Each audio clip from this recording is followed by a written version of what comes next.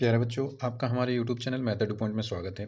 आज हम कक्षा 12 का 2022 में आया हुआ सेट 3 देखेंगे, जिसका कोड 324 FH है ना। इसका हम कुछ क्वेश्चन पार्ट 1 में कर चुके हैं। बाकी बचे हुए क्वेश्चन को हम इस पार्ट में देखेंगे, ठीक है ना बच्चों। अगर आपने अब तक पीछे का पार्ट नहीं किया है तो पहले आप पीछे का पार्ट कर लीजिए, फिर आप इस पर आ जाना, ठीक है ना बच्चों। तो चलिए शुरू करते हैं। तो देखिए बच्चों, 6 क्वेश्चन तक हम कर चुके थे। छठे का क्या क्वेश्चन देखते हैं, ठीक है ना बच्चों। 6 का क्या है, कह रहा है कि निम्नलिखित फलन के सततता पर विचार कीजिए। आपके पास क्या है, आपके पास ये फलन है एफ एक्स बराबर मॉड एक्स प्लस टू, नहीं मोड नहीं है, x plus two. X plus two कब है ये फंक्शन, यदि x less than equals to 1 है। और एक्स माइनस टू कब है, यदि एक्स की वैल्यू ग्रेटर देन है 1 से, ठीक है ना। फंक्शन टूट रहा है 1 पर। हमें इसकी सततता की जांच करनी है कि सतत है या नहीं है। अब देखिए बच्चों, इसमें कोई पॉइंट नहीं दिया है। अगर आपको ऐसा फंक्शन दे कि वो फंक्शन किसी पॉइंट के लेफ्ट साइड कुछ और बिहेव कर रहा हो और राइट साइड कुछ और बिहेव कर रहा हो, ठीक है ना। देखिए मान लीजिए ये नंबर लाइन है और नंबर लाइन पे ये x बराबर 1 है, तो x बराबर 1 पर और उससे लेफ्ट साइड में यानी उससे छोटी वैल्यू पर ये फंक्शन ये बनेगा x प्लस टू, ठीक है ना। और उसके राइट साइड पर यानी यहाँ पर राइट साइड पर उसके इधर ये फंक्शन क्या बनेगा, x माइनस टू बनेगा, ठीक है ना, इधर की साइड।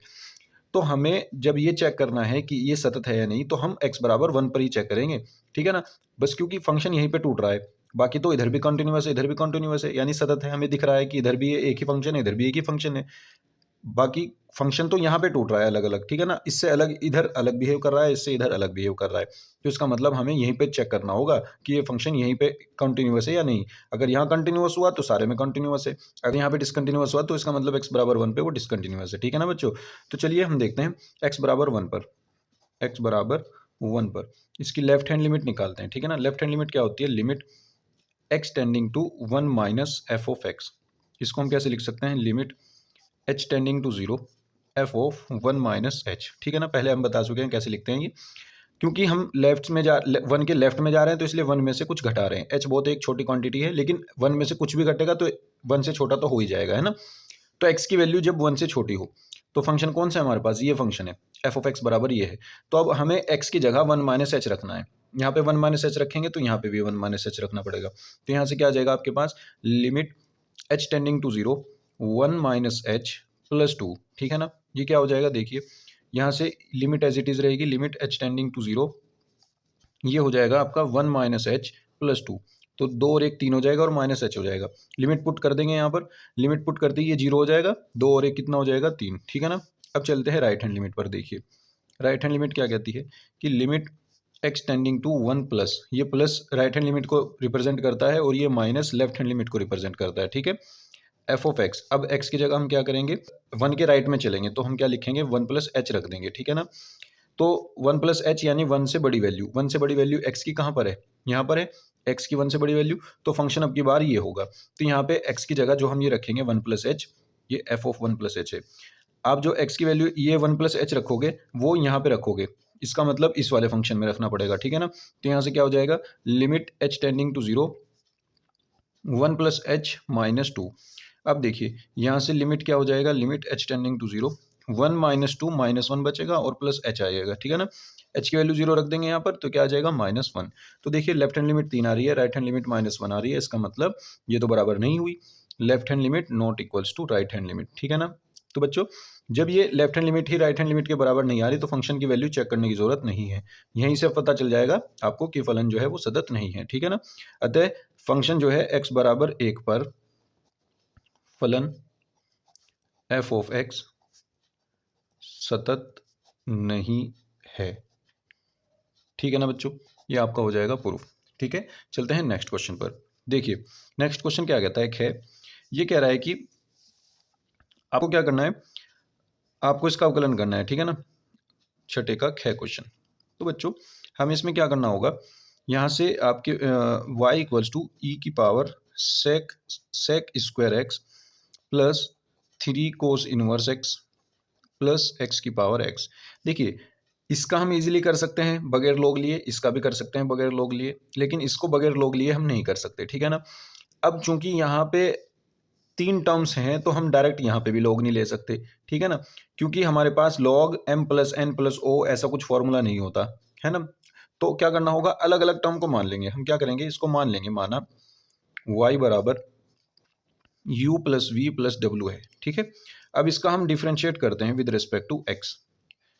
x के सापेक्ष अवकलन करने पर ये क्या हो जाएगा, dy by d x equals to d u upon d x plus d v upon d x plus d डब्ल्यू अपॉन डी एक्स, ठीक है ना बच्चों। इसको हम फर्स्ट इक्वेशन बना लेंगे।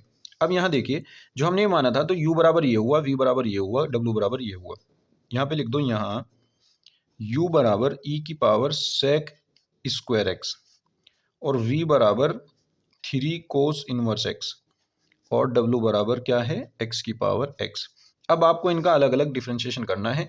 यहाँ से आपको d u upon d x मिलेगा, यहाँ से आपको d v upon d x मिलेगा, यहाँ से आपको डी डब्ल्यू अपॉन डी एक्स मिलेगा। तीनों को उठा करके इस इक्वेशन में रख देना, आपका आंसर आ जाएगा, ठीक है ना।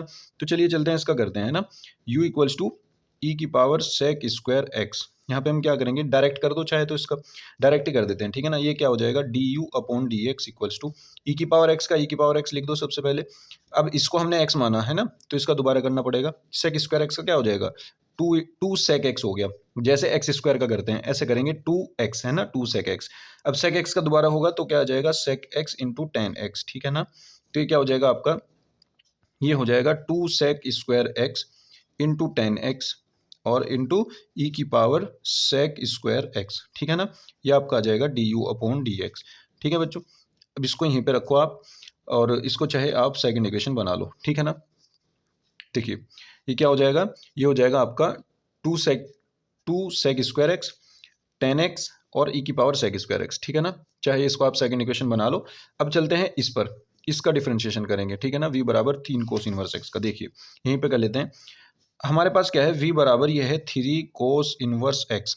तो यहाँ से इसका x के सापेक्ष अवकलन करेंगे, लिख देना यहाँ पर। तो ये क्या हो जाएगा, d v upon d x equals to, 3 तो कॉन्स्टेंट है, बाहर रहेगा, कोस इनवर्स एक्स का होता है -1 upon under root 1 minus x square, तो माइनस ये आ गया upon under root 1 minus x square, ये हमने यहाँ पे लिख दिया, ठीक है। ये हो गया इसका, तो इसको बना लेते हैं हम तीसरी इक्वेशन। अब एक रह गया हमारे पास ये वाला, इसका डिफरेंशिएशन करते हैं, ठीक है ना। तो देखिए बच्चों, अब हम इसका करेंगे, इसको हम लॉग लेकर के करना पड़ेगा ना। तो हम क्या कहेंगे कि लॉग लेने पर, तो जब हम लॉग ले लेंगे इसमें, तो इधर भी लॉग आ जाएगा लॉग डब्लू, और इधर आ जाएगा log x raise to the power x. तो ये क्या हो जाएगा, लॉग डब्लू और equals to x log x, ठीक है ना। अब ये क्या हो जाएगा, देखिए यहाँ पे हम इसका क्या करते हैं, डी डब्ल्यू आर टू एक्स, ये क्या हो जाएगा 1 अपॉन डब्लू, और डब्लू का हो जाएगा डी डब्ल्यू upon d x equals to, और first function as it is, second का differentiation plus second as it is log x first का डिफरेंशिएशन। तो इससे ये कट जाएगा, यहाँ पे क्या बचेगा, डी डब्ल्यू अपॉन डी एक्स। अब देखिए ये डब्ल्यू इधर जाएगा मल्टीप्लाई में, ठीक है ना, ये डब्ल्यू यहाँ पे मल्टीप्लाई में जाएगा, उसकी वैल्यू रख देंगे। वैल्यू क्या है इसकी, एक्स की पावर एक्स, ये वाली, ठीक है ना। तो यहाँ पे हम रख देंगे एक्स की पावर एक्स, और ये बचेगा आपके पास 1 प्लस लॉग एक्स। ये हो गया इसका कंप्लीट। इसको बना लेते हैं समीकरण नंबर 4। अब समीकरण 2, 3 व 4 का मान किस में रखने पर, समीकरण 1 में रखने पर, ठीक है ना।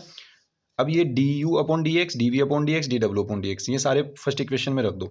तो आपका क्या हो जाएगा, आपका आ जाएगा d y by d x. D y by d x equals to क्या आ जाएगा आपके पास, 2 sec square x into tan x और इंटू ई की पावर सेक स्क्वायर एक्स। ये तो हो गया d u upon d x का मान, प्लस अब d v upon d x का मान। D v upon d x का मान क्या है, -3 upon under root 1 minus x square, और प्लस में रख दो आप डी डब्ल्यू अपॉन डी एक्स का मान, ये रहा ऊपर है ना। तो ये क्या हो जाएगा, एक्स की power x 1 plus log x, x की power x 1 plus log x. अब बस ये प्लस माइनस यहाँ पे माइनस कर देना, और आपका ये आंसर आ जाएगा, ठीक है ना बच्चों।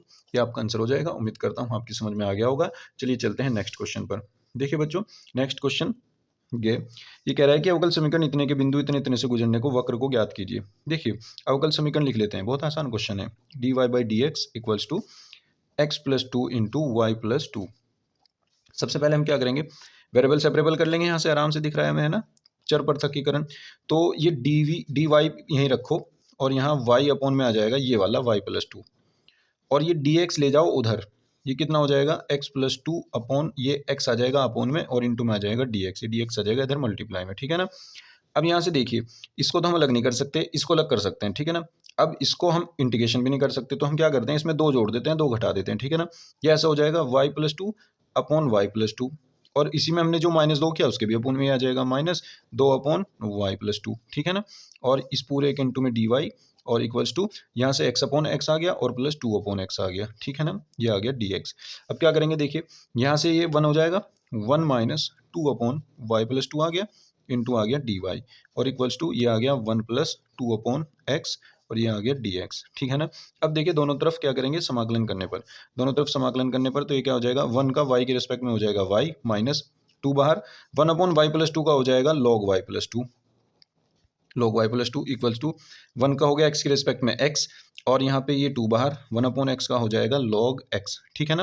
और यहाँ पे हम क्या ले लेंगे, कांस्टेंट जोड़ देंगे c, ठीक है। अब देखिए उसने क्या कहा है, उसने ये कहा है कि बिंदु इतने और इतने से गुजरने वाले वक्र को ज्ञात करना है हमें, ठीक है ना। तो हमारे पास बिंदु क्या है, बिंदु 1, -1 पर, ठीक है। तो x की जगह ये 1 रख दो और y की जगह -1 रख दो। देखिए हम यहाँ -1 रखते हैं, -1 2 इंटू लॉग, यहाँ पे भी -1 प्लस 2 इक्वल्स टू एक्स की जगह 1 रखेंगे प्लस 2 लॉग, यहाँ पे भी x की जगह 1 आएगा और प्लस c आएगा। अब देखिए यहाँ से ये -1 आ जाएगा और ये -2 इंटू ये क्या है, log 2 में से एक गया एक, यानी log 1 आ जाएगा और log 1 की वैल्यू क्या हो जाएगी 0, तो ये हो जाएगा log 1 इक्वल्स टू ये 1 बचेगा प्लस ये भी 2 log 1 की वैल्यू क्या होती है, चलो अभी लिख लेते हैं 1 ही, और प्लस c। अब देखिए -1 और एक माइनस ये आ गया -1, ये 2 log 1 की वैल्यू होती है 0, तो ये खत्म हो गया, log 1 की वैल्यू यहाँ पे भी 0, ये भी खत्म हो गया, तो इक्वल्स टू आपके पास c बचा, यानी यहाँ से c की वैल्यू क्या आ गई, c की वैल्यू -2 आ गई, ठीक है ना। अब ये c की वैल्यू उठा करके यहाँ समीकरण 1 में रख दो, समीकरण 1 में रखने पर, समीकरण 1 में रखने पर, ठीक है। अब देखिए यहाँ से क्या हो जाएगा, समीकरण 1 में जब हम रखेंगे तो आपके पास हो जाएगा y minus 2 log y plus 2 equals to x plus 2 log x और -2।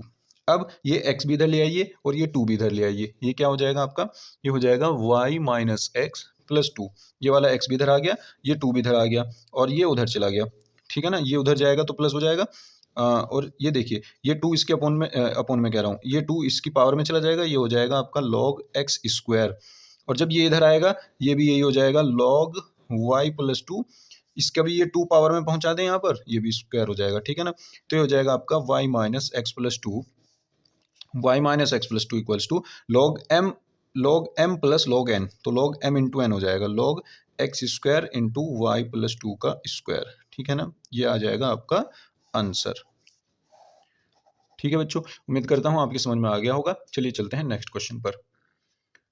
देखिए बच्चों 6th का गह क्वेश्चन देखते हैं। ये कह रहा है कि किसी प्रश्न को तीनों छात्र ए, बी तथा सी के हल करने की प्रायिकता क्रम से 3/10, 1/5 और 1/10 है, अलग अलग हल करने की प्रायिकता है इनकी। तो प्रश्न के हल हो जाने की प्रायिकता ज्ञात कीजिए। देखिए बच्चों इस क्वेश्चन को करने के 2 तरीके हैं, ठीक है ना। चलो मैं बताता हूँ। अभी देखिए पहले हम जो इसने दिया है वो लिख लेते हैं। ये कह रहा है कि ए के हल करने की प्रायिकता यानी पी ऑफ ए, यानी ए के हल करने की प्रायिकता इसने जो दी है वो दी है 3/10, और इसने पी ऑफ बी जो दिया है, बी के हल करने की प्रायिकता वो दी है इसने 1/5, और पी ऑफ सी जो दिया है इसने सी के हल करने की प्रायिकता वो दी है 1/10, ठीक है ना। अब देखिए अगर हमें ये निकालना हो कि ए हल ना कर पाए उसकी क्या प्रायिकता होगी, तो इसको हम ऐसे लिख सकते हैं। देखिए अगर हमें ये निकालना है कि ए के हल ना होने की प्रायिकता, मतलब ए के द्वारा क्वेश्चन हल ना हो पाए उसकी क्या प्रायिकता होगी, तो 1 में से पी ऑफ ए घटा देंगे, ठीक है ना। तो ये क्या आ जाएगा 1 माइनस 3/10, तो ओवरऑल क्या आ जाएगा 10 माइनस 3 7/10 आ जाएगा, ठीक है ना। इसी तरह अगर हमें ये निकालना है कि पी ऑफ बी डैश यानी बी के हल ना होने की प्रायिकता, बी के द्वारा क्वेश्चन हल ना होने की प्रायिकता, तो क्या होगी 1 में से घटा देंगे हल होने की प्रायिकता, है ना। बी के द्वारा क्वेश्चन हल होने की प्रायिकता तो क्या आ जाएगा 1 माइनस 1/5, यह आ जाएगा 5 में से 1 गया 4, 4/5 आ जाएगा, ठीक है ना। अब देखिए इसी तरह हम क्या निकालते हैं, सी के ना हल करने की प्रायिकता निकालते हैं, तो क्या आ जाएगी 1 माइनस पी ऑफ सी, तो ये हो जाएगा आपका 1 माइनस 1/10, 10 माइनस 1 9/10, ठीक है ना। ये 9/10 आ जाएगी। अब देखिए बच्चों हमारे पास ये कह रहा है कि प्रश्न के हल हो जाने की प्रायिकता। अब प्रश्न हल किस किस केस में होगा, अगर आप केस बना करके करो, देखो अगर ए कर दे बी और सी ना करे तब भी क्वेश्चन हल हो जाएगा, बी कर दे ए और सी ना करे तब भी क्वेश्चन हल हो जाएगा, सी कर दे ए और बी ना करे तब भी क्वेश्चन हल हो जाएगा, ये 2 कर दें ये ना करे तब भी क्वेश्चन हल, ये 2 कर दें ये ना करे तब भी क्वेश्चन हल हो जाएगा, ये 2 कर दें ये ना करे तब भी क्वेश्चन हल हो जाएगा। इतने सारे केस बनेंगे, सबके अलग अलग निकाल करके हमें प्लस करना पड़ेगा, ये बहुत लंबा हो जाएगा। तो हम क्या करते हैं, देखो हम ऐसा कर लेते हैं, एक ही केस होगा जिसमें क्वेश्चन हल ना होता हो, ठीक है ना। जब तीनों ही क्वेश्चन हल ना करें तो क्वेश्चन हल नहीं होने का, ठीक है ना। और हमें निकालनी है हल होने की, तो हम पहले हल ना होने की निकाल देते हैं और उसे 1 में से घटा देंगे, हल होने की आ जाएगी, ठीक है ना। तो हम क्या करते हैं, तीनों के प्रश्न हल ना होने की प्रायिकता है ना, या हम ऐसे लिख देते हैं, किसी के द्वारा ए, बी तथा सी के किसी के द्वारा समस्या या प्रश्न हल ना होने की प्रायिकता कि किसी से भी नहीं हल होता हो, उसकी क्या प्रायिकता होगी, ये हो जाएगी सिंपल कि ए से भी नहीं होती, इंटू पी ऑफ बी से भी नहीं होगी, और इंटू पी ऑफ सी से भी नहीं होगी, है ना। तीनों से ना हो तो इसका मतलब वो हल नहीं होगी। तो हम क्या करते हैं, पी ऑफ ए डैश हमने निकाल रखा है, कितना आ जाएगा 7/10, पी ऑफ बी डैश क्या आ जाएगा 4/5, और ये कितना आ जाएगा 9/10, ठीक है ना। ये कितना आ जाएगा आपका, ये आ जाएगा देखिए 2 दूनी 4, 2 पंजे 10, 2 एकम 2, 2 पंजे 10, और ये 9 सत्ते 63 यानी 63/125 है ना, ये आ जाएगा, ठीक है ना। अब ये वो है कि किसी के द्वारा भी समस्या हल ना हो उसकी प्रायिकता। अब हमें निकालनी है समस्या हल हो जाने की प्रायिकता, है ना, यानी प्रश्न हल हो जाने की प्रायिकता। आप यहाँ प्रश्न लिखना, प्रश्न हल हो जाने की प्रायिकता, प्रश्न हल हो जाने की प्रायिकता।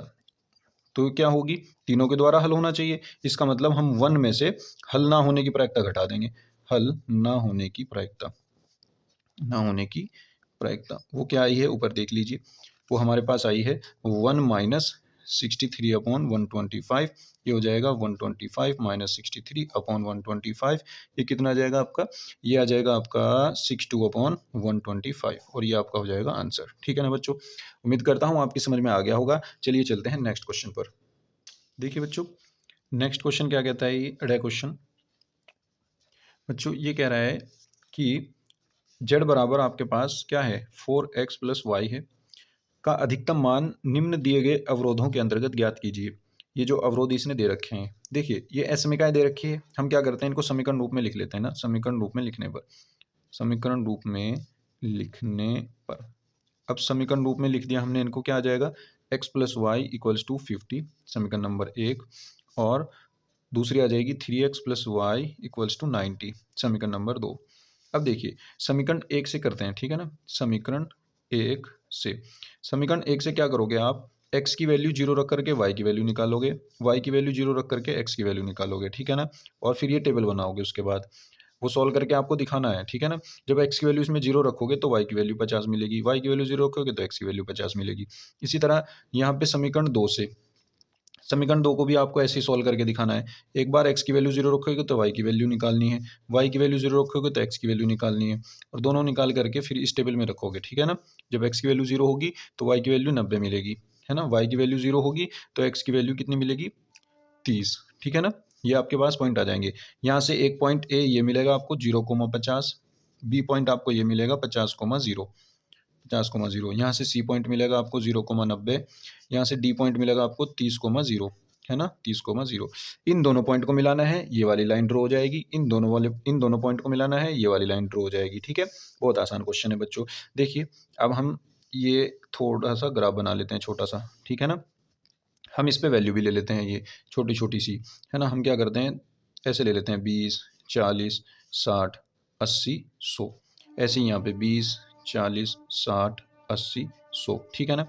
अब देखिए पहला पॉइंट हमारा 0,50 है, ये कहाँ मिलेगा 0,50, जहाँ x की वैल्यू 0 होगी तो x की वैल्यू इस लाइन पे 0 होती है, तो यहाँ पे 20, 40 और ये 60, 40 और 60 के बिल्कुल बीच में बैठेगा यहाँ 50, ठीक है ना। हमने ये 20, 40, 60, 80, 100 ऐसे लिए हैं, ठीक है ना। ये भी ऐसे ही 20, 40, 60, 80, 100, है ना।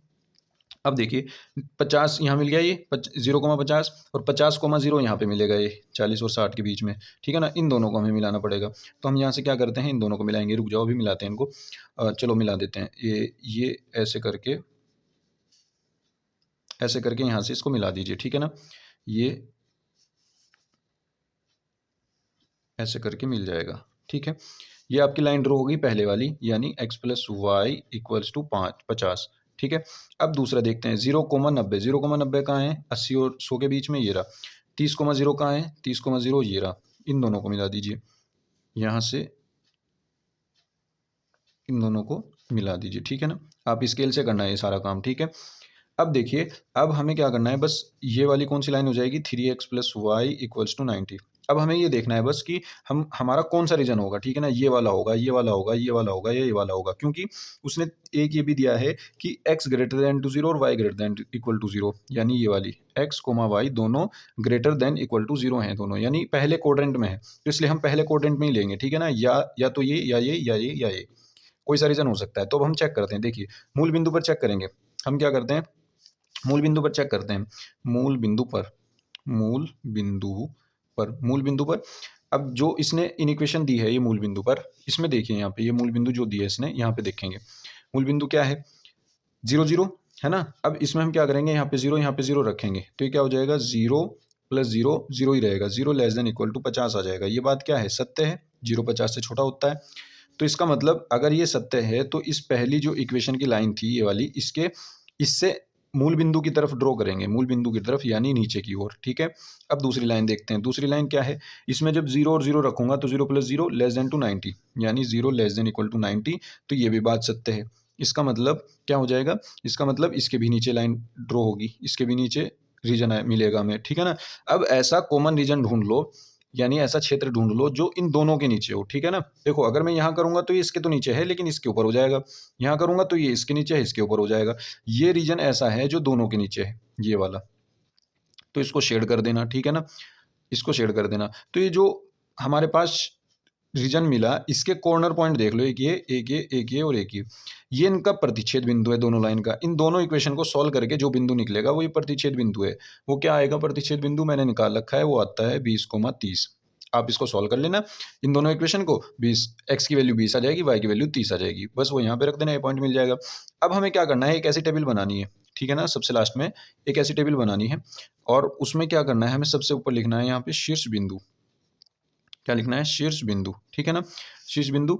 और यहाँ पे लिखना है हमें z बराबर, z क्या है हमारे पास, 4x + y। अब ये 1 2 3 4, ये चारों पॉइंट यहाँ पे लिखो, 0,0, फिर ये कौन सा है, ये है आपका 30,0, 30,0, फिर है 20,30 और फिर है आपका ये वाला यानी 50,0, 0,50, 0,50, ठीक है ना। अब इन सारे वैल्यूज पे आप z की वैल्यू चेक करो, x की वैल्यू, y की वैल्यू, ये दोनों यहाँ पे रख के ये 0 आ जाएगा। जब 30 की वैल्यू यहाँ पे रखेंगे, 0 यहाँ पे रखेंगे, ये 0 हो जाएगा, और 4 × 12 यानी ये हो जाएगा 120। जब यहाँ पे रखेंगे ये 4 दूनी 8 और 30 ये, तो 80 और 30 कितने हो गए, 110, और 50 यहाँ पे रखेंगे तो बस ये 50 आ जाएगा। इसमें क्या पूछना था, वो कह रहा था कि अधिकतम मान कौन सा है, ये वाला, ठीक है ना, ये अधिकतम है, हमें अधिकतम ही बताना था, ठीक है ना बच्चों। बस लास्ट में आप लिख देना कि z का अधिकतम मान बिंदु 30 पर 120 है, ठीक है ना, और ये आपका हो जाएगा आंसर। ठीक है बच्चों, उम्मीद करता हूँ आपकी समझ में आ गया होगा। चलिए चलते हैं नेक्स्ट क्वेश्चन पर। देखिए बच्चों, 7वें का क्या क्वेश्चन देखते हैं, 7वें का क्या, क्योंकि ये जो क्वेश्चन है आपके सिलेबस में नहीं है, कट चुका है, तो ये आपको नहीं करना है। हम चलते हैं नेक्स्ट क्वेश्चन पर, क्या पर आव्यूह विधि से इन समीकरणों को हमें सोल्व करना है, ठीक है ना बच्चों। तो देखिए समीकरण क्या है आपके पास, दी गई समीकरण x + y + z = 8, x - y + z = 2 और 2x + y - z = 1, ठीक है ना। अब क्या करना है, इनको आव्यूह रूप में लिख लो, ठीक है ना। क्या लिखेंगे, आव्यूह रूप में लिखने पर, आव्यूह रूप में लिखने पर, है ना, ये क्या हो जाएगा आपका, देखिए एक्स वाई जेड के मल्टीपल्स लिखने हैं आपको, कोफिशिएंट 1 1 1, यहाँ एक्स का, यहाँ वाई का, यहाँ जेड का। इसी तरह दूसरी लाइन, दूसरी इक्वेशन के 1 -1 और 1, तीसरी लाइन के 2 1 और -1, ठीक है ना। ये आपका हो जाएगा ए मैट्रिक्स, और जितने भी वेरिएबल हैं वो यहाँ लिख दीजिए, एक्स वाई जेड 3 वेरिएबल हैं, ये यहाँ लिख दिए, इक्वल्स टू जो बराबर के इधर है वो यहाँ लिख दीजिए, 8 2 1, ठीक है ना, ये यहाँ आ गए। अब हमें क्या करना है, ये आपके पास ए मैट्रिक्स है, ये एक्स मैट्रिक्स है, ये बी मैट्रिक्स है, यानी आपके पास हो गया ए एक्स बराबर बी, ठीक है ना। आपको क्या करना है, यहाँ से निकालना है x बराबर A इनवर्स B, ठीक है। इसको समीकरण ये बना लेंगे, A इनवर्स चाहिए हमें तो A इनवर्स निकालना पड़ेगा। तो सबसे पहले A इनवर्स के लिए आपको A का सारणिक निकालना पड़ता है। A का सारणिक कितना आएगा, सॉल्व कर लेना बच्चों, आसान है, आप सॉल्व कर लोगे, है ना। ये आ जाएगा आपका 6, और 6 ≠ 0 होता है, इसका मतलब ये व्युत्क्रमणीय आव्यूह है। व्युत्क्रमणीय मतलब जिसका व्युत्क्रम निकाला जा सकता हो, ठीक है ना, तो इसलिए ये व्युत्क्रमणीय आव्यूह है। अगर ये 0 आ जाता तो ये व्युत्क्रमणीय नहीं था, ठीक है ना, फिर हम इसका व्युत्क्रम नहीं निकाल पाते। अब देखिए, अब हमें इसके क्या बनाने हैं, एक मैट्रिक्स बनानी है बी, कौन सी मैट्रिक्स है ये? सहगुणनखंडों से बनी आव्यूह। सहखंडों कह दो चाहे सहगुणनखंडों से, सहखंडों से बना आव्यूह, ठीक है ना। सहगुणनखंड आप निकाल लोगे सबके, पीछे बहुत क्वेश्चन हमने करा दिए हैं इस टाइप के, तो हम बस डायरेक्ट आपको मैट्रिक्स बनवाते हैं। ये आ जाएगी 0 3 3, ये आ जाएगा 2 -3 और 1, ये आ जाएगा आपका 2 0 और -2, ठीक है ना। ये आ जाएगा आपका बी। अब आपको क्या करना है? एडजॉइंट ए निकालना है। एडजॉइंट ए, एडजॉइंट ए क्या होता है आपका? एडजॉइंट होता है बी का परिवर्ताव्यूह, यानी जो सेकंडों से बनी आव्यूह है उसका परिवर्ताव्यूह। परिवर्ताव्यूह बना देंगे। परिवर्ताव्यूह क्या होता है? इसकी रो को इसका कॉलम बना दीजिए, 0 3 और 3, दूसरी रो को दूसरा कॉलम 2 -3 और 1, तीसरी रो को तीसरा कॉलम 2 0 और -2, ठीक है ना। यह आ जाएगा आपका एडजॉइंट ए। अब एडजॉइंट ए के बाद आपको डायरेक्ट ए इनवर्स निकालना है। ए इनवर्स क्या होता है? 1/a का सारणिक इंटू एडजॉइंट ए, है ना। तो 1/a क्या है आपके पास? 1/6, और 1/6 इंटू एडजॉइंट ए ये है पूरी, ठीक है ना। तो 1/6 के अंदर मल्टीप्लाई कर देता हूँ मैं बस डायरेक्ट। जब 0 में 1/6 की मल्टीप्लाई करूंगा तो 0, 2/6 आ जाएगा, यानी 1/3, 1/3, 1/2, 1/-2, ये 0, ये 1/2, ये 1/6, ये माइनस के 1/3, ये आपकी आ जाएगी मैट्रिक्स, ठीक है ना, ए इनवर्स की। अब हमें क्या निकालना है? देखिए पहली इक्वेशन ये कहते हैं कि x बराबर ए इनवर्स बी, तो हम ए इनवर्स यहाँ रख देंगे और बी की वैल्यू ये वाली जो ऊपर है ये वाली यहाँ पे रख देंगे और इसको सॉल्व कर लेंगे, ठीक है ना। अब देखिए हम क्या कहते हैं समीकरण 1 से। समीकरण 1 कहती है हमें कि x बराबर A inverse B. A inverse की वैल्यू क्या है आपके पास? 0 1/3, 1/3, 1/2, -1/2, 0 1/2, 1/6 और माइनस के 1/3, ठीक है। इसकी मल्टीप्लाई आपको बी में करनी है। बी मैट्रिक्स क्या है? 8 2 1, ठीक है। अब जब हम इनकी मल्टीप्लाई करेंगे, ये x क्या है? ये x मैट्रिक्स क्या है बच्चों? ये x मैट्रिक्स है आपके पास x y z, ठीक है ना। इसको आप ऐसे लिखो, और ये क्या हो जाएगा? जब आप इसकी मल्टीप्लाई करोगे, इसकी मल्टीप्लाई ऐसे, इसकी मल्टीप्लाई फिर ऐसे, फिर इसकी मल्टीप्लाई ऐसे, तो तीनों एलिमेंट बन जाएंगे आपके पास। तो जब हम इसकी मल्टीप्लाई इसमें करेंगे, ये 2/3, ये 1/3, 2/3, 1/3 प्लस कर देंगे 3/3, यानी 1 आ जाएगा, ठीक है ना। दूसरा इसी तरीके से आपका आ जाएगा, दूसरा आ जाएगा आपका इसी तरीके से 3, तीसरा आ जाएगा 4, ठीक है ना। तो यहाँ से x की वैल्यू 1, y की वैल्यू 3 और z की वैल्यू 4 हो गई, ठीक है ना। तो यहाँ से क्या मिला हमें? x बराबर 1, y बराबर 3 और z बराबर 4। ये आपका क्या हो जाएगा बच्चों? आंसर हो जाएगा, ठीक है ना। उम्मीद करता हूँ आपकी समझ में आ गया होगा। चलिए चलते हैं नेक्स्ट क्वेश्चन पर। तो देखिए बच्चों, नेक्स्ट क्वेश्चन 7वें का ख। ये क्या कह रहा है? ये कह रहा है कि आपके पास एक मैट्रिक्स है x -5 -1, और इसकी मल्टीप्लाई आपको करनी है किस में? ये करनी है आपको 1 0 2 0 2 1 2 0 3, ठीक है, इसमें करनी है। और एक और है आपके पास मल्टीप्लाई में यहीं पे, ये है x 4 1 और ये है आपका 0, ठीक है ना। यहाँ से हमें x का मान निकालना है। तो सबसे पहले हम क्या करेंगे? इसकी मल्टीप्लाई यहाँ पे करेंगे, एलिमेंट बनेगा, फिर इसकी मल्टीप्लाई यहाँ करेंगे, फिर यहाँ करेंगे। इसी तरीके से हमारे पास मैट्रिक्स बनेगी। देखिए x की 1 में करेंगे x, इसकी 0 में करेंगे 0, इसकी 2 में करेंगे -2, तो क्या बना? x -2 पहला एलिमेंट। अब इसी रो की इस कॉलम में करेंगे तो एक एलिमेंट यहाँ से बनेगा। x की 0 में करेंगे 0, -5 दूनी 10, ये भी 0, तो माइनस के 10 आ गया। तीसरा एलिमेंट देखते हैं, इसकी मल्टीप्लाई इसमें करनी है, तो ये 2x हो जाएगा, फिर ये -5 हो जाएगा, -3 हो जाएगा, -5 -3 -8 और प्लस के 2x, यानी 2x माइनस के 8 आ जाएगा यहाँ से। तो ये एक बन गई और एक बना हमारे पास ये x 4 1 जू का तू, ठीक है ना, इक्वल्स टू 0। अब क्या करेंगे? पहले एलिमेंट की पहले में, दूसरे की दूसरे में, तीसरे की तीसरे में, तो क्या हो जाएगा? इसकी इसमें करेंगे तो आ जाएगा x इंटू x -2, फिर -10 की करेंगे 4 में तो माइनस के 40 आ जाएगा, फिर इसकी करेंगे इसमें तो ये प्लस के आ जाएगा 2x माइनस के 8 और इक्वल्स टू हो जाएगा आपके पास, ये 0 है तो 0 मैट्रिक्स है, तो इसके बराबर 0 रख देंगे सारा, ठीक है ना। ये क्या हो जाएगा? x² माइनस के 2x माइनस के 40 और प्लस के 2x माइनस के 8 इक्वल्स टू 0। तो ये क्या हो जाएगा? Plus 2x minus 2x cancel out, तो x² बराबर माइनस के 48 इक्वल्स टू 0 और x² इक्वल्स टू 48 और x की वैल्यू क्या आ जाएगी? x की वैल्यू आ जाएगी प्लस माइनस के √48। 48 को क्या लिख सकते हैं? यही से हम लिख सकते हैं 4√3, ये आ जाएगी प्लस माइनस में, ठीक है ना बच्चों। तो x की वैल्यू आ गई आपकी प्लस माइनस 4√3, ये आंसर हो जाएगा। उम्मीद करता हूँ आपकी समझ में आ गया होगा। चलिए चलते हैं नेक्स्ट क्वेश्चन पर। देखिए बच्चों, 8वें का क्या क्वेश्चन? 8वें का क्या क्वेश्चन? ये कह रहा है कि एक घन का आयतन 9 सेंटीमीटर क्यूब पर सेकंड की दर से बढ़ रहा है। अब दर दी और ऊपर से आप इसकी यूनिट से पता लगा सकते हैं कि इसने क्या दिया है। सेंटीमीटर क्यूब मतलब आयतन, पर सेकंड का मतलब टी की रिस्पेक्ट में इसका अवकलन, यानी क्या दिया है इसने? अगर हम मान लें कि माना चलो मान लेते हैं, माना किसका है, घन का, माना घन की भुजा ए है तथा घन का आयतन v तथा क्षेत्रफल a है, तब इसने क्या दिया है, dv/dt। देखिए समय के रिस्पेक्ट में है सेकंड, तो dv/dt क्या दिया है इसने, 9 सेंटीमीटर क्यूब पर सेकंड। ठीक है। दूसरा इसने दिया है लंबाई, यानी a की वैल्यू 10 सेंटीमीटर। कह रहा है यदि इसकी कोर की लंबाई 10 सेंटीमीटर हो तो इसके पृष्ठ का क्षेत्रफल किस दर से बढ़ रहा है, यानी क्या पूछ रहा है, dA/dt। ठीक है ना, dA/dt पूछ रहा है। ठीक है ना। अब देखिए, अब हम क्या करते हैं, हम जानते हैं इसका क्या होगा, dv आयतन बराबर होता है a क्यूब। ठीक है ना, घन का आयतन बराबर a क्यूब। तो ये क्या हो जाएगा, इसका डिफ्रेंशिएशन करेंगे, dv/dt इक्वल्स टू यह आ जाएगा 3a² इंटू dA/dt। ठीक है ना। अब हम क्या करेंगे, a बराबर 3 पर देखेंगे, a बराबर 10 पर देखेंगे जो इसने दिया है। तो dv/dt की वैल्यू रख दो यहाँ पर, 9 रख दी हमने, इक्वल्स टू 3 इंटू a की वैल्यू 10 रख दी, 10 का स्क्वायर आ गया, इंटू में आ गया dA/dt। ये वैल्यू हमें निकालनी पहले यहाँ से। तो ये क्या हो जाएगा, 3 से कट जाएगा, 3 3 9, तो ये आ जाएगा आपका dA/dt इक्वल्स टू 10 धाम 100/3, है ना, 100/3 आ गया। अब इसको आप क्या करो, सॉरी 3/100 आ गया, है ना, 3/100 आ गया।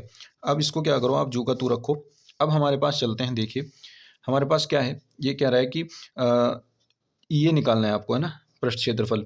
तो इसका पृष्ठ क्षेत्रफल क्या होता है, कितने एक घन कैसा होता है, घन यही तो है आपके पास, ये इसको ही तो घन कहते हैं। अब एक पृष्ठ का, एक फलक का एरिया कितना होता है, एक फलक का, अगर इसकी भुजा ए है तो a² हो जाएगा, और इसमें कितने फलक है, 6 फलक हैं, तो 6a² हो जाएगा इसका एरिया, क्या हो जाएगा, 6a²। तो जब हम इसका अवकलन करेंगे dA/dt, यहाँ से आ जाएगा 6 दूनी 12 a। ठीक है ना।